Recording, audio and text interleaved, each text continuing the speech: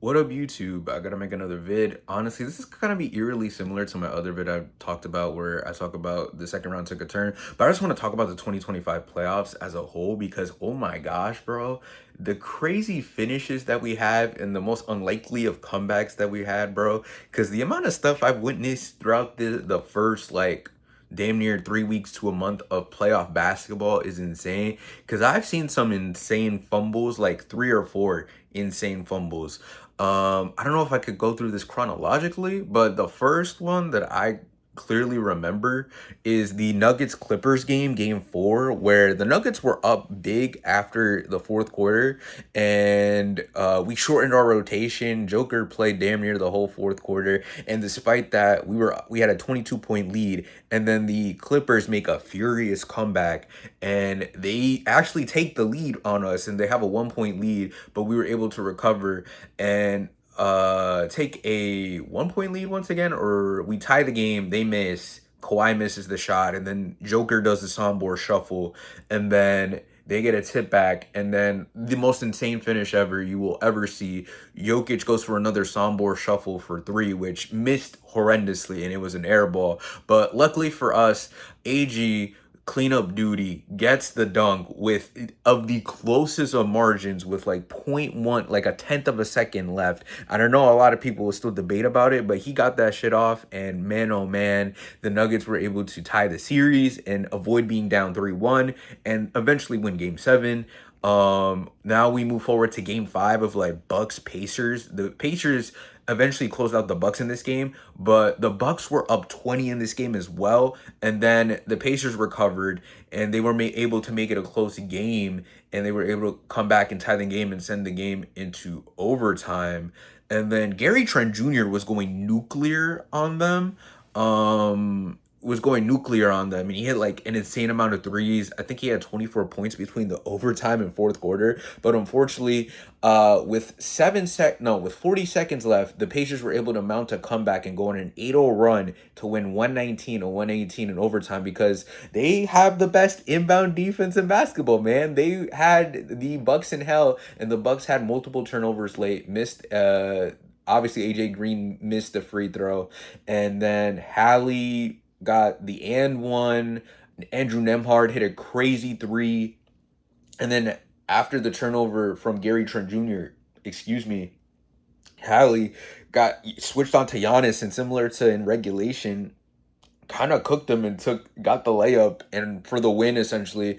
And the Bucks had no timeouts. There was 1 second left, and then the series is over after that. So like so many miraculous things happened so far. And then now in round two, bro, the Knicks Celtics series, the Celtics have dominated the regular season matchup, and then they were up 20 once again, despite the fact that they were shooting like horrendously. And then damn near towards the tail end of the third quarter, the Knicks mount a comeback. They make a 20-point deficit, 6-point deficit before Al Horford hits the three, and then they were able to cut that 9-point deficit into a close game, and they managed to take a 6-point lead late. Boston was able to recover a couple shots here and there between OG and then Jrue Holiday lay, and it's 100 heading into overtime, and then New York just executed better, and then Boston was just living and dying with their jump shot and taking ill-advised threes on players I feel like they could have taken advantage of.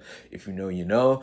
But shout out to Mikal Bridges, tough shooting night, but he kept going. The Iron Man played over 50 minutes in that game, was elite defensively in the OT, causing turnovers, had the game-ending strip on Jaylen Brown, and hit a big three to give the Knicks a 6-point lead in OT.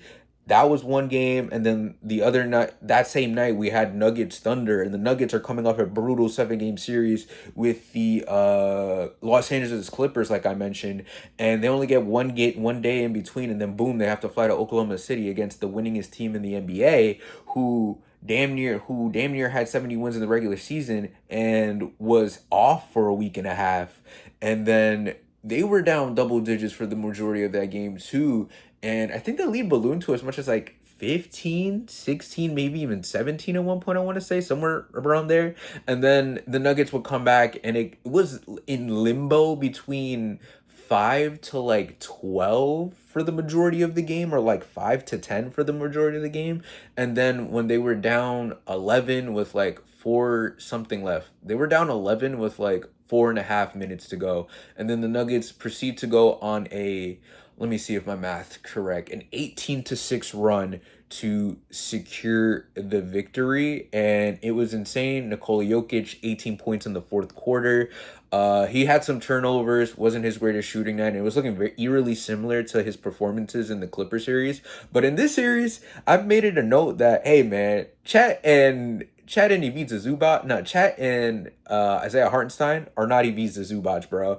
And they kept doing this stupid thing where they were switching smaller players like Lou Dort and Alex Caruso, who were both elite defensively, and to Dort's credit, got a cheap flagrant foul off Nikola, but they kept letting him get the smaller person switch, and they lived on single coverage. And as a result of that, Nikola Jokic went nuclear in the fourth, ended up with 42, 22, and 6. And because the Thunder decided to like foul up three, which, mind you, is not a bad strategy, it's a smart strategy. But the issue is the execution of it was so bad because they were extending the game while they were up three, and no time was going off for us. Nikola Jokic was out the game for offense defense purposes, and they let him back into the game, and no time was running out, and they would foul us and not even let us cross half court and let 1 second pass by, when in reality they should be letting time pass by, let us get to half court, and then foul us. And there'll be like, instead of like 10 seconds left in the game, like maybe 5, 6, and then we have no time because we had no timeouts either. Can't advance the ball. We got to go the length of a court. But no, they did that a couple times, and then Chet, the lights were too bright for you, buddy. He crapped his pants, misses both free throws, advanced the ball up the court. Russ is racing up the court, kicks it out to AG, sticks the three. Been an improved 3-point shooter, sniper, and then we take the lead in improbable fashion, bro, and win 121 to 119. And then last night, I talked about this in my earlier vid, but the Pacers finessed another game similar to the Bucks Pacers game 5 script.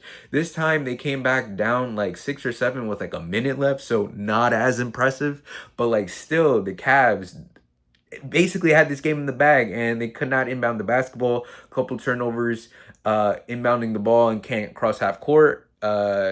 Indiana hit some crazy shots. They had to miss a free throw. Hallie misses his own free throw. He secures the rebound, gets Ty Jerome on him, dances on him, hits the step back three for the win, and that's all she wrote. And that's another 1-point win, bro. And that is all the insane fumbles, finishes, miraculous wins we've had so far in the 2025 NBA playoffs. Mind you, that's not even all the close games that we all had so far, which, man, oh man, these playoffs are insane. Hopefully the injuries that I talked about in the previous video doesn't ruin it entirely, but wow, bro. Just with the finishes alone, this has probably been a more memorable playoffs than last year's. So shout out to the NBA, to the 2025 NBA playoffs, bro. Man, oh man. Crazy shit, man. Let me know your thoughts down below. Subscribe to the channel. I greatly appreciate it. Be on the lookout for more content on here and on TikTok at Danny Nuggets. And as always, have a good one, guys. Peace.